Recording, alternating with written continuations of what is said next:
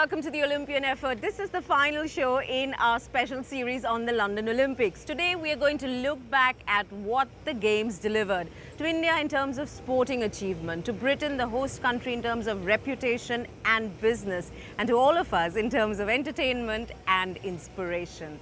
Bookended by the opening ceremony that was in parts whimsical, in parts subversive, but always imaginative, and the closing ceremony, which was one big rocking after party, London 2012 lived up to its top billing.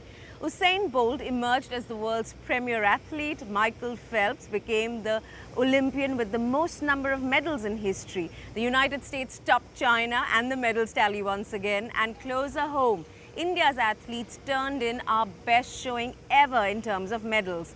Let's relive some of those milestone moments. India's heroes returning home to a riotous welcome.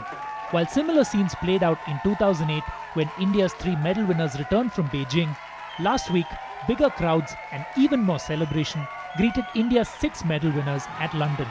Gagan Narang, Vijay Kumar, Saina Nehwal, MC Mary Kom, Yogeshwar Dutt and Sushil Kumar. While the lack of a gold medal meant India finished 55th on the overall medal tally, our athletes had still doubled the return from Beijing, and for once, we were treated to the sight of India's medal winners apologizing for not winning gold rather than apologizing for not winning any medals. हाँ, दुख है इस चीज़ का कि देश के लिए gold नहीं जीत पाए, मगर नेक्स्ट टाइम अच्छा करने की कोशिश करेंगे और सिल्वर आया। मैंने पहले ही बोल भी कहा था कि अब की बार ब्राउन से सिल्वर होगा और 1 से 2 मेडल होंगे, तो अब हमारे पास हैं और पूरा देश खुश है इस चीज़ से और हम भी खुश हैं कि हाँ, देश के लिए कुछ अच्छा किया। Trained really hard for last 4 years. Really wanted to win the medal this time, and finally it came true in London. So really happy for that, and now it'll really inspire me to do well in the next tournament. Genuinely, this was a breakthrough Olympics. Not only because we got the 6 medals, but because all the athletes who really got those medals, they believed that they would get the medals. So in that sense, I think for the first time we went there knowing that we are going to be winners. So it's a terrific performance and a very heartening performance, and we can only look ahead as we go to Rio.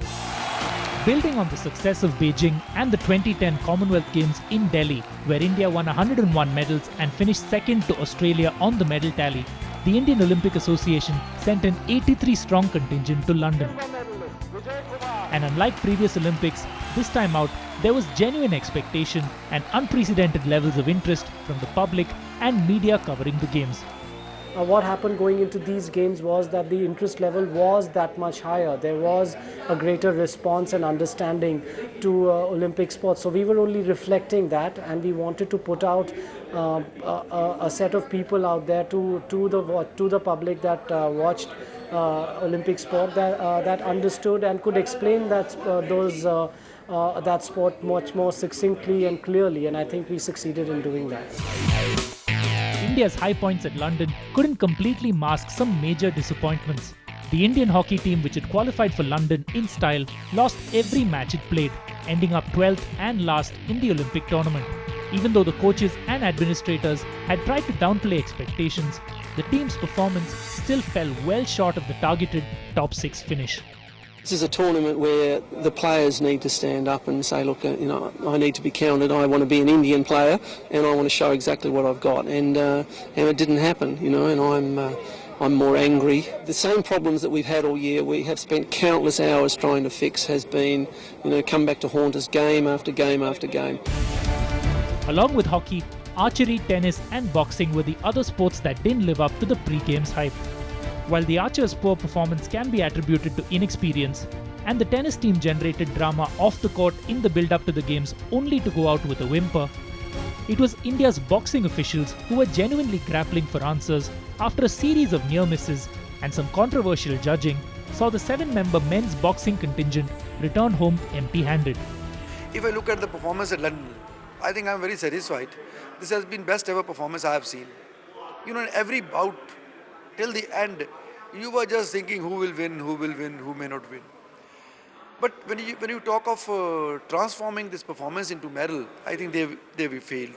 We were not able to transform the performance into medals, and that is disheartening. और उससे काफी अफसोस हुआ हमें. But we are very thankful to Mary, the poster girl of Indian boxing, who came to our rescue, got us a medal, and we could come home.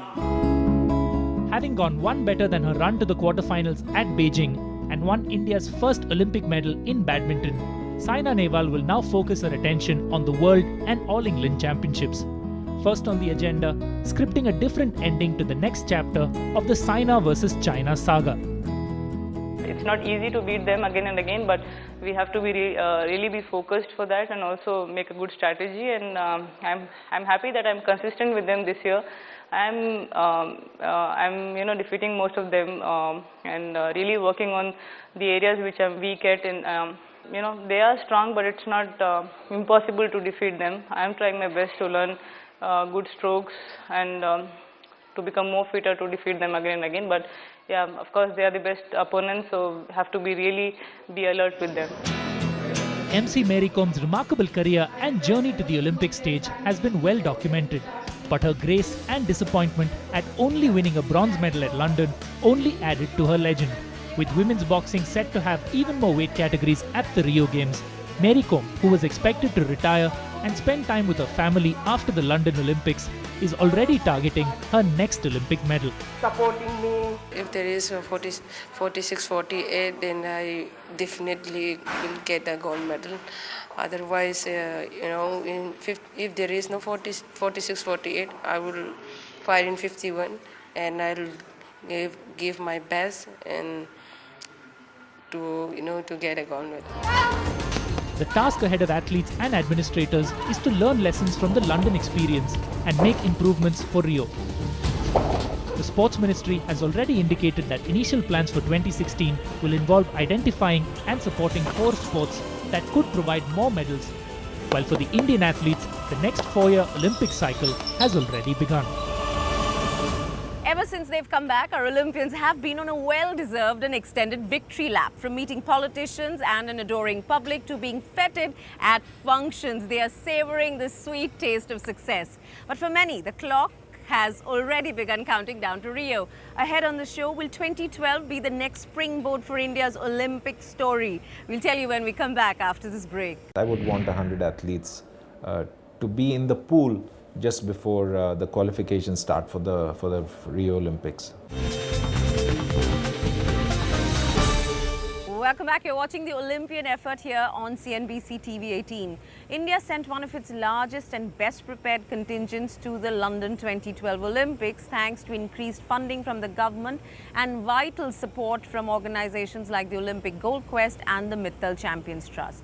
5 out of the 6 medal winners, in fact, were supported by these organizations. So what are the lessons from London and how will they be applied to harvest more medals in 2016 in Rio? Let's find out.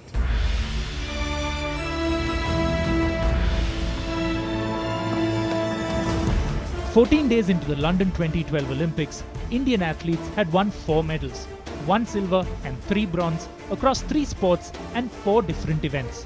The one thing they all had in common, the Olympic Gold Quest, a non-profit organization set up in 2006 by a group of former Indian athletes. OGQ had supported the Olympic dreams of 16 members of the Indian squad across 6 sports, including lesser-known names like shooting silver medalist Vijay Kumar. Going up to his event, constantly my reports kept suggesting that Vijay Kumar is a great shooter in the finals. He's won, the Commonwealth medals. He's won medals at the World Cups. His performances in the final, that is, after the qualification is over and when the last 6 or 8, when they come to the finals, he's been sensational in them. So obviously he's had this fantastic mental strength. It's a reflection of mental strength that you can perform once you reach the final stage. While a proud nation celebrated its Olympic medalists, OGQ is already at work tapping into the wave of euphoria. Having raised 3 crore rupees in 2011 to support its 33 athletes, efforts are underway to triple both the budget and athlete base for the Rio Games. I want to end up with about 100 athletes, let's say 1 year before Rio. We would want to back 100 athletes. We were backing 33 athletes before London Olympics. So that would require a tripling of my, of the budgets. And so my fundraising will require that we raise at least a minimum of 10 crores a year over the next 3 years. Whilst when things go well, it's great. and people sometimes put their money where their mouth is too. But once the euphoria of the Olympics perhaps dies down in the next 1 month or 2 months, it's going to be hard. It's not impossible. But like I said, the validation of the concept gives us great strength, and it gives us great belief that we will be able to to raise 10 crores a year over the next 4 years. The Mittal Champions Trust, set up in 2005 by industrialist Lakshmi Mittal, had 15 athletes at London, including strong pre-game favourites like the archery team and shotgun shooter Ranjan Sodhi. While some of them, most notably Sodhi, faltered on the biggest stage, it was another Mittal Trust supported athlete, wrestler Yogeshwar Dutt, who provided India's 5th medal at London. 1 week after Beijing 2008, we met Yogeshwar Dutt, and he came to us and he had seen 4 doctors. Everybody told him he'd never wrestle again. He had blown out his knee, he had blown out his ACL as well as his MCL, and he was told that was the end of his career, he should retire. We decided to take a different approach. We sent Yogeshwar to South Africa, where we sent him to world-class doctors who operated on him. He then had 9 months of rehab in South Africa. That was then followed by trainings in Russia. And we just decided not to give up on this athlete. We said we want to support. That's what we set this trust up for. So now for that athlete in his 3rd Olympics to win a bronze, to go back home as a hero, it gives us an enormous amount of pride. And I hope that there'll be more such wonderful stories to tell as a result of our trust going forward. Having started with an initial corpus of £10 million that was soon exceeded as funds were released to individual athletes on a case-by-case basis, MCT is setting even more ambitious targets for the 2016 Games in Rio de Janeiro. We have not decided on a budget for the trust going forwards. Sport and being able to get medals is a very expensive activity. To give you an example, each swimming medal cost the United Kingdom $13 million of budget. In 2011 and 2012, the Chinese government spent around 1.5 billion yuan each year. This is an expensive activity to try and create champions, and champions at the Olympics. So we've learned a lot since 2012 and 2008 that I think will hold us in even a better stead for 2016. India's success at London attracted unprecedented levels of interest from the public as well as business houses. Indian athletes and their performances were constantly trending on Twitter, and just a day after the closing ceremony, industrialist Anand Mahindra took to Twitter asking for inputs on how his group could get involved with Olympic sport. While the Sports Ministry has spent over 143 crore rupees on this Olympic cycle as part of its OPEX 2012 program, created to identify and support medal probables for London 2012, administrators, coaches and other stakeholders say more funds are needed and that a strong public-private partnership will be the key driver in the future. It is not only the union government, it has to be the state government also which has to put in a lot of money. It has to be the corporate sector which has to come forward. I am very sorry to say that corporate sector, the CSR part of corporate sector is only their brand building. They get hold of iconic players, they give them some money, get themselves photographed and say that, look, we are supporting sport. This is not way of supporting sport. What do you expect? We expect the sports, the corporate sector to come and take over some academies in the country, set up some academies in the country, not to support only the player who is a medal winner, who is a national champion or international champion, but also support budding athlete. A lot of credit should go to the government. I think they have done a fantastic job. And also the fact that the Olympic Gold Quest, the Mittal Champions Trust, Laksh, the few other foundations which have actually chipped in and helped us bridge the gap between what the government helps and what is really required for the players. It's thanks to this effort from the government and the private entities coming together that we today are seeing this marked improvement in the results of the sport. India's athletes and administrators are determined to build on the momentum created by the successes at Beijing and London. But supporting elite athletes and medal contenders is only one part of building a strong sporting nation. Efforts also need to be directed towards building up grassroots infrastructure and creating a nurturing environment that will tempt more children to take up sport and build the base from which we will find our next champions.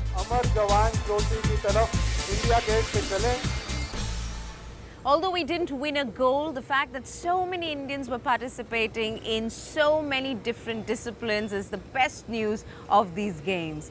Next, what did London 2012 do for brand Britain? Find out after the break. If you were to say to me that we've just held the greatest games ever in the greatest city on earth, then I would say you were on the right track. Welcome back. You're watching the Olympian effort on CNBC TV18 and we are evaluating the London 2012 Olympic Games. In the weeks leading up to the Games, the atmosphere in the host city was one of unease, a reluctant and grudging even anticipation. The economic strain and a long wet summer had all contributed to a muted build-up. But once Tour de France winner Bradley Wiggins rang the giant bell to start the opening ceremony, the Olympic mood, it seemed, had infected even die-hard cynics. Helping that was the home team or Team GB's medal-winning streak that made it close the Games at number 3. Jessica Ennis, Mo Farah and even Andy Murray lived up to and exceeded expectations. Whether the legacy goals of these Games will be met will be apparent only in the long run. But the short-term boosts that they've provided are already being counted. After 2 weeks of non-stop action and excitement, the Olympics ended pretty much as they had begun, accompanied by song, dance and good cheer. But even as athletes and spectators made their way out of London, the organizers of the 32nd Summer Olympics were already evaluating their performance. I'm told that superlatives don't really come well from anybody who's actually had a hand in the Olympics. But if you were to say to me that we've just held the greatest games ever in the greatest city on earth, then I would say you were on the right track. We welcomed huge numbers of visitors to our city, 300,000 international, 600,000 domestic, 5.5 million day trippers. Occupancy of hotels was 84%, double that of Beijing or Sydney. Despite the trouble in the run-up to the Olympics, including the private security company failing to live up to its contractual obligations and the fears of an overburdened infrastructure, visitors reported a friendly and easy time at the Games. That left the stage to the athletes to provide the iconic moments, and they didn't disappoint. Team GB provided the host nation with much to celebrate and provided the proverbial icing on the cake. Having won 1 medal at the 1996 Games at Atlanta, Great Britain improved on its previous performance at Beijing with 29 golds and 3rd overall in the medal tally. I think we so often allowed ourselves to believe a nation of gracious losers. We are a nation that actually rather likes that winning feeling. And we have Team GB to thank for that. They have inspired the whole country. And I, for one, hope that the message of those Team GB athletes will go well beyond the sporting world into many other spheres. Hard decisions made as a result of the recession have impacted all aspects of life in Britain. One of the most debated and controversial impacts have been the coalition government's moves to reduce immigration, a move that many believe will adversely impact London and Britain's multiracial and multicultural society. According to locals, the spectacular performances of heptathlete Jessica Ennis, born to a Jamaican immigrant father and British mother, and Mo Farah, who arrived in London from Somalia at the age of 8, will go a long way towards helping the liberal argument. Where is this country going? Are there too many immigrants? This has been a debate that's been going on for as long as I can remember, the last 40 or 50 years. And some very harsh things have been said, multiculturalism is bad. But the way Jessica Ennis, that wonderful Saturday when Britain won 3 gold medals, including Mo Farah's 10,000 metres, Mo Farah then repeated it in the 5,000 metres. And if you went to the stadium, as I was that Saturday, to see the crowd acclaim, you believe that this nation has a way of embracing other people of different cultures and making them their own. And this showed that this nation can evolve in its own way. While the British government claims that the economy will get £13 billion worth of intangible economic benefits over the next few years from these Olympics, the short-term economic results are encouraging. The Olympics are credited with reducing the unemployment rate from 8.1 to 8%, and Olympic sponsor Visa claimed that spends on eating out in London grew by 20%. The British government has also laid out plans to use the reputation boost from hosting the Games to grow tourist numbers from 30 million a year in 2011 to 40 million a year by 2020. You know, in the short term, footfall and traffic for some of the retail outlets has been fantastic. There's been temporary job creation. And these are some of the short-term impacts. In the long term, you know, brand Britain, brand London, when it represents itself so well, it opens itself up to international people, to international investors. There was a time that East London wasn't on people's maps. People didn't consider going to East London or Stratford as part of what they do. Today we have the largest shopping centre in Europe based in East London and Stratford. That adds to the retail count within the city. It adds to, you know, job creation. It adds stimulus to the economy. And so really any of these stimulus that I think are added goes only to the betterment of the nation. It's now a matter of, can you make it sustainable? London's organisers clearly learnt their lessons from previous Olympics. Rather than compete with the scale and pageantry of China, they chose to showcase their strengths: culture, music and humour. The legacy planning for the stadia and infrastructure built for the Olympics are at an advanced stage, and despite bearing the brunt of being the first social media Olympics, London came through the Olympic fortnight with its reputation enhanced. Will we say the same thing in 4 years' time, when the long-term goals can be properly evaluated? Only time will tell. Of course, London is not yet done with the Games. It is playing host to the Paralympic Games, and that will continue for another 2 weeks at least. But we are going to bring the curtains down on the Olympian effort. I hope you've enjoyed the special programming. Thank you very much for watching.